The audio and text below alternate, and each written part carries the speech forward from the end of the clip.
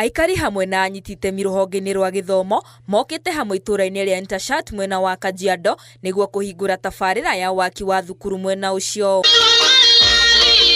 Kajiado ya ithũĩro ĩkoragwo ĩrĩ na ũnyihu wa mathukuru, ũndũ ũrĩa ũcũngagĩrĩria arutwo aingĩ kwaga kũgĩa na gĩthomo. Tabarĩra ĩno ĩkĩrĩgĩrĩrwo gũkorwo na ũteithio mũnene harĩ mũingĩ mwena ũcio. Most of the population in Kajiado is illiterate, especially the young mothers and men who never got an opportunity to go to school.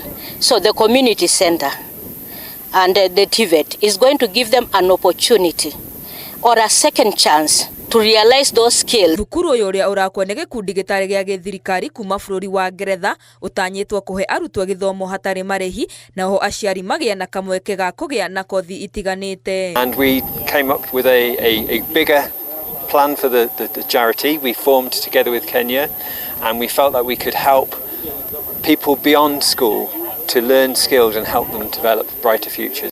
Aikari nĩ makenereire tabarĩra ĩno, makiuga rĩu ciana ciao nĩ ikũgĩa na mweke ya gũthoma nĩguo kũgacĩrithia mĩtũrĩre yao, kuona ciana ciao ikoretwo ikiaga mweke wa gũthoma nĩ ũndũ wa wagi wa thukuru. Kwa muda mrefu tumekuwa chini kimasomo sana kupitia wazazi wetu, kwa sababu wazazi wetu hawakuwa na uwezo ya kutusomesha.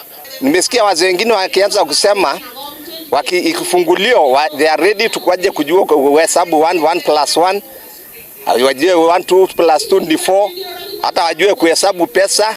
Handũ-inĩ ha Inooro TV, njĩtagwo Muthoni wa Wanyeki.